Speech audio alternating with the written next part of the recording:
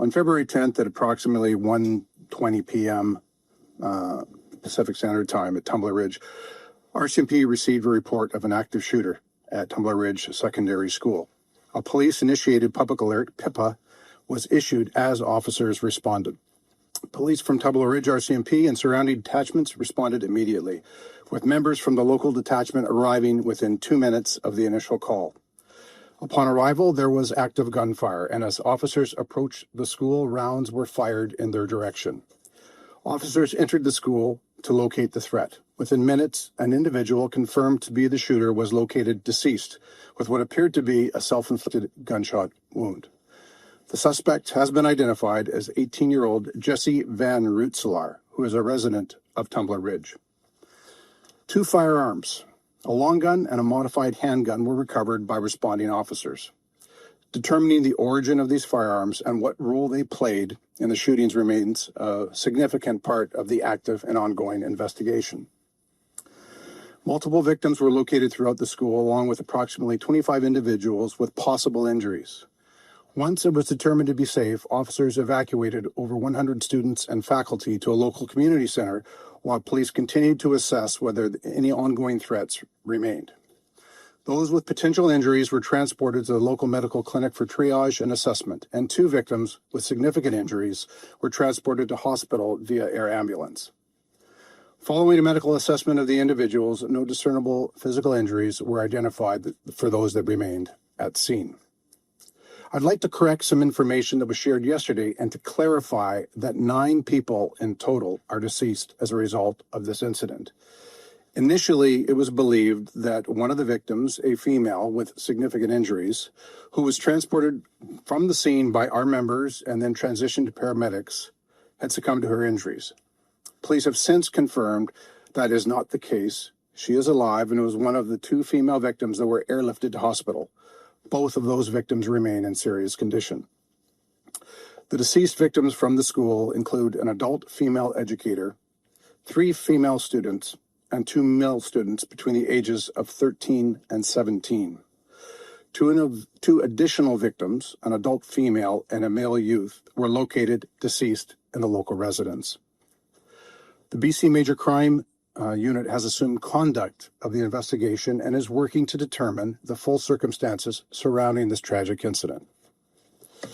There's been much speculation within the community regarding the relationship between the shooter and some of the victims.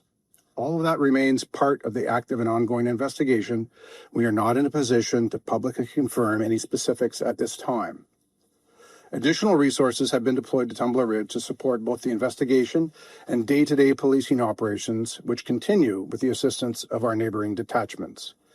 BC Emergency Health Services, the Tumbler Ridge Fire Department, the local medical center, the school district, the community center, and many others within the community have provided significant support throughout this response. Anyone in the community who does not need support, who does need support, is asked to go to the Tumbler Ridge Community Center at 340 Front Street.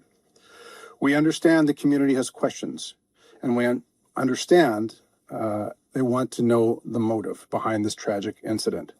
We do believe the suspect acted alone, and there are currently no other outstanding suspects. Our investigators remain on scene, actively gathering information to determine the full circumstances of what transpired.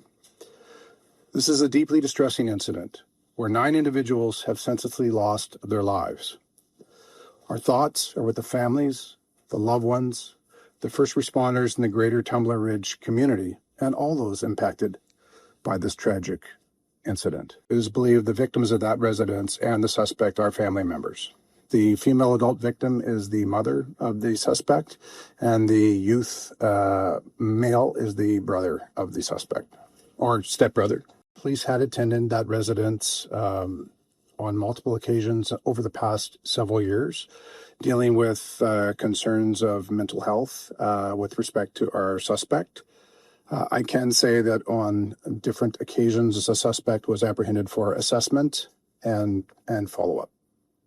I will say this. We identified the suspect as they chose to be identified in public and in social media. I can say that Jesse was born as a biological male who approximately, the information that I have, approximately 6 years ago began to transition to female and identified as female both socially and publicly. Most of our victims are quite young. Most were born of the students, most were born 2013 and 2012. So as you can imagine, for family members, extended family members, friends of the family, et cetera, this is incredibly traumatic. And so we will deal with and work with the families and cooperate with them in terms of the release of the identities of the victims, photographs, and the like. I know we need to approach this with a trauma-informed practice. We don't want to create additional trauma for families that are dealing with probably the worst circumstances of their lives.